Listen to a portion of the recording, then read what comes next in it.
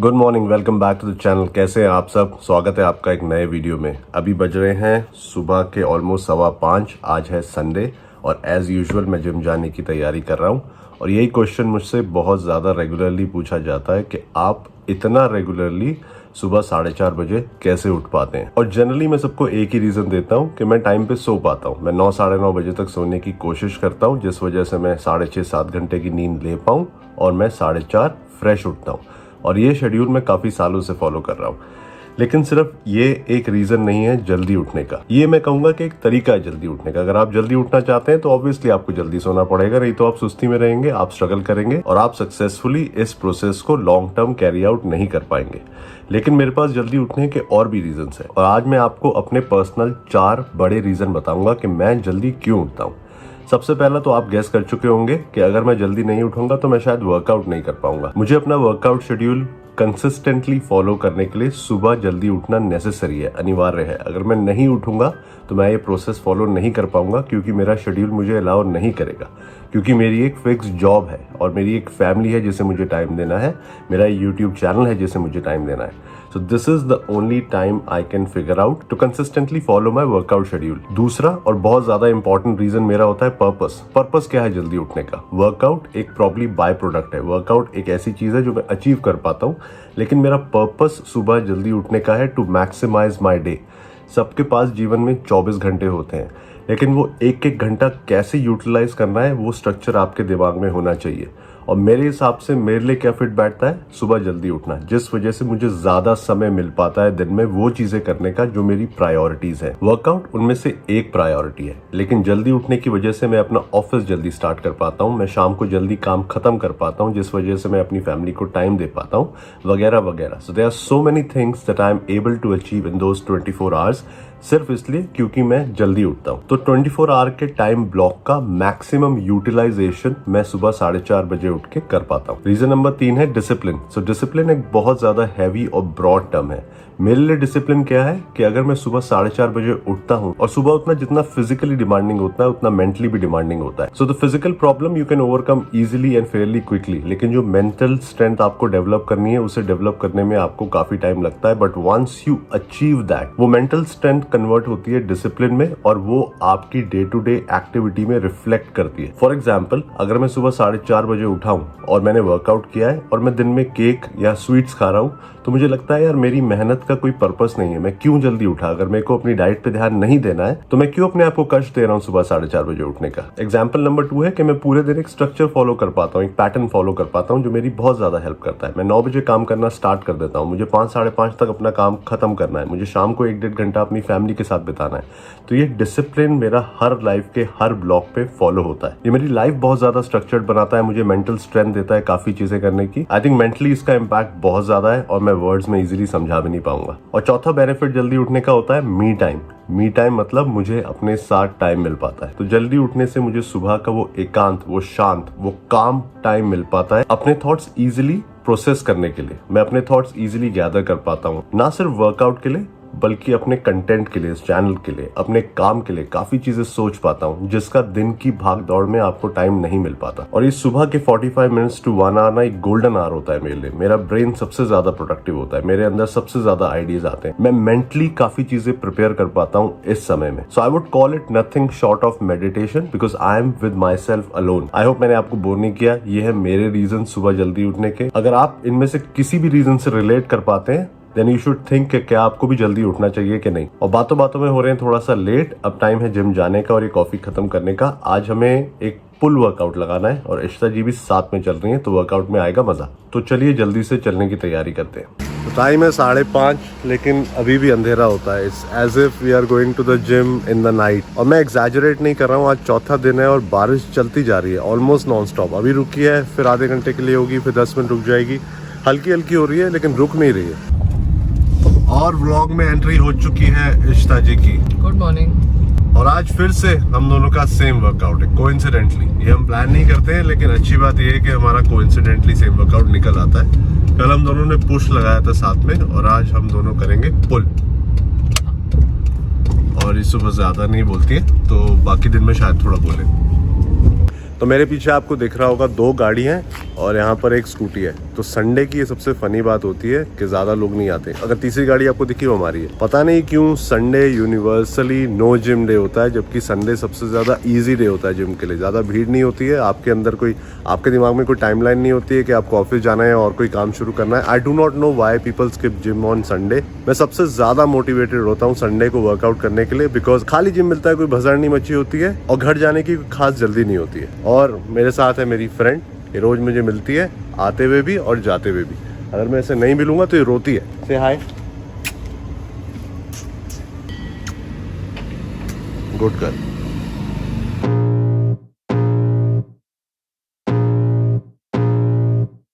I can feel the blood creeping up from the heathens. Got will, got fight, got pride, got reason. If they wanna go eat, then you know I'm gon' feed them. If you're coming for me, hope you're ready for a demon. I got eyes in the back of my head, I'm seeing. Take me for granted and you know I'm leaving. I'ma take what's mine with the webs I'm weaving. I could take this crowd from seeing to believing. Got a taste for blood and my tongue keeps bleeding. From the words I spit, so sharp, so freezing. So cold, behold, frostbite they feeling. I could tear you apart or I could go heal them. Don't believe in fate, don't believe in ceilings. I just need a taste and my mind starts peeling. I don't pace myself, I grind on kneeling. Got lust for change, I just love the feeling.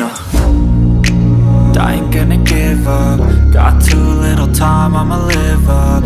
Head down, push forward through the tough times. Cause anything worth doing is a tough climb. And I ain't gonna give up. Got too little time, I'ma live up. Head down, push forward through the tough times. Cause anything worth doing is a tough climb. Cause I'ma live life for the fight, yeah, I'm here to get it. I got drive, got sight, always have a vision. I go by at night, I be in my feelings. I'ma be fine, need time and I'll soon be winning. I live life for the fight, yeah, I'm here to get it. I got drive, got sight, always have a vision. I go by at night, I be in my feelings. I'ma be fine, need time and I'll soon be winning. I can feel the blood creeping up from the heathens. Got will. तो रिश्ता जी, मैं gym में ना एक podcast सुन रहा था।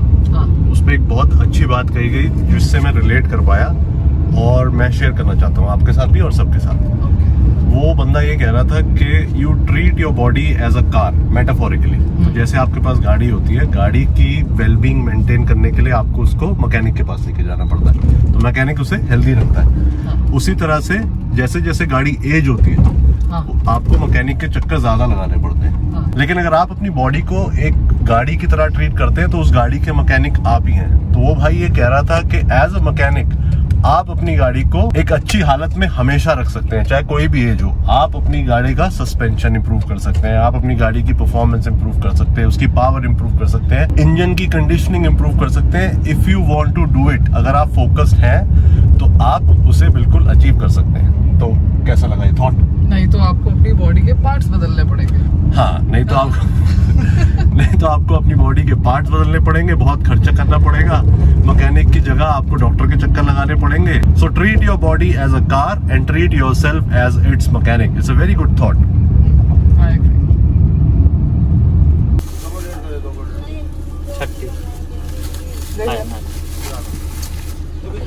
और कुछ वैसे नहीं काय लगी?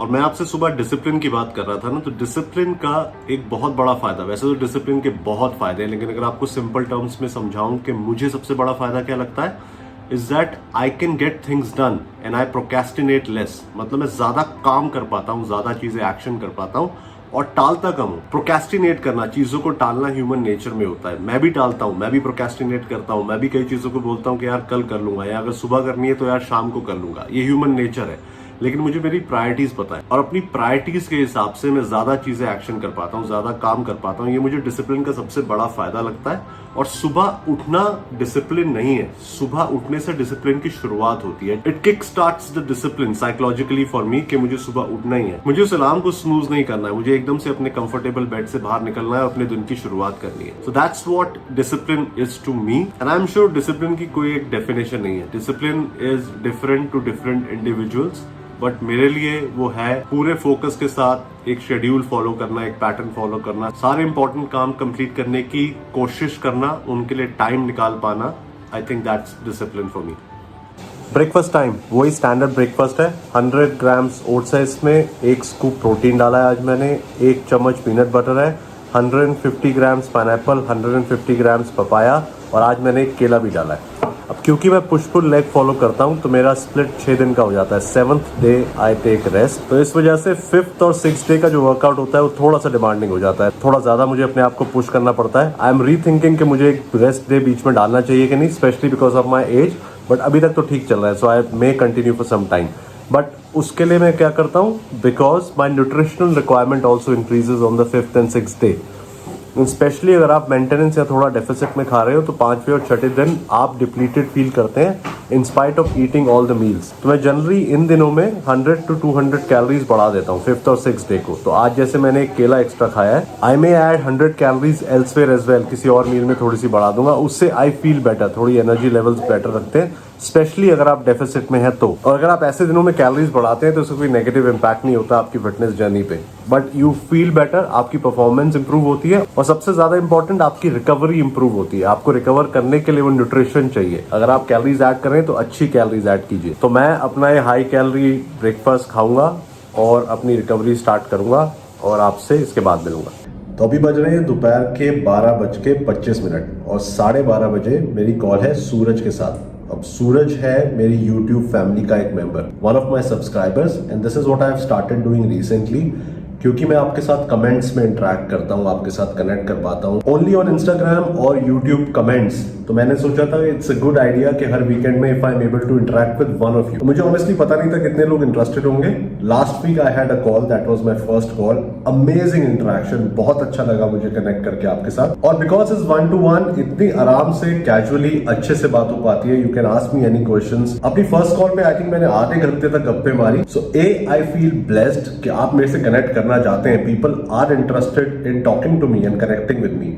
बी, वो कनेक्ट इतना अच्छा था, इतना मजा आया मुझे, दैट आई हैव डिसाइडेड कि मैं हर सैटरडे या संडे में से एक दिन I chat with one of you for half an hour. कुछ भी आप सवाल मुझसे पूछ सकते हैं, डाइट, जिम, ट्रेनिंग, मेरी life, anything that you want to ask, we can connect. और अगर आप कनेक्ट करना चाहते हैं तो प्लीज मेरे इंस्टाग्राम अकाउंट पे एक डीएम भेज दीजिए या मुझे एक ईमेल डाल दीजिए, दोनों लिंक डिस्क्रिप्शन में होते हैं। और अब टाइम बचा नहीं है ज्यादा, so I am just getting on my call and I am really looking forward to talking to Suraj today. I am sure बहुत अच्छा इंटरेक्टिव सेशन होने वाला है, बड़ा मजा आएगा, मुझे अच्छा लगता है, it will be very enjoyable for sure.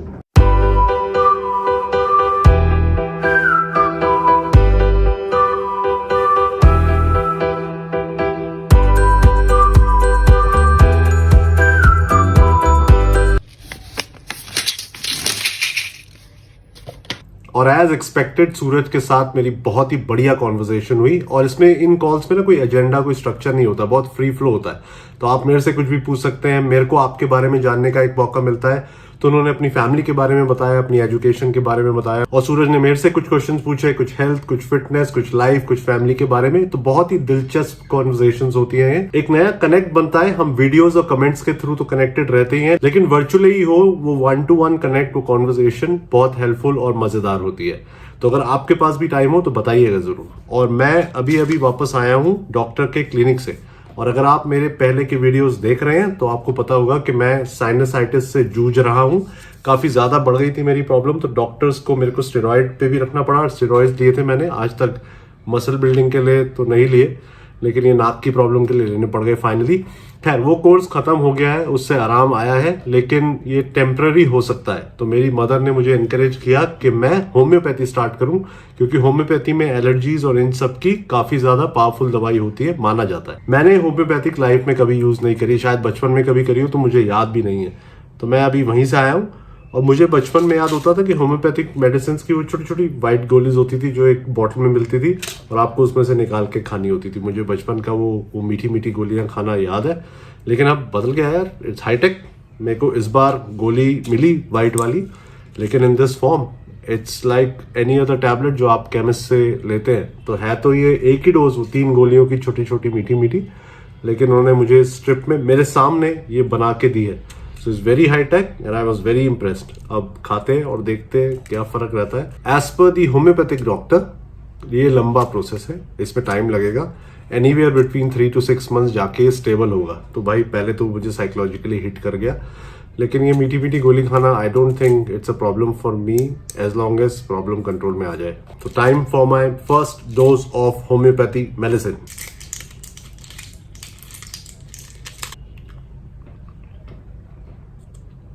Sweet, like a toffee. Very nice.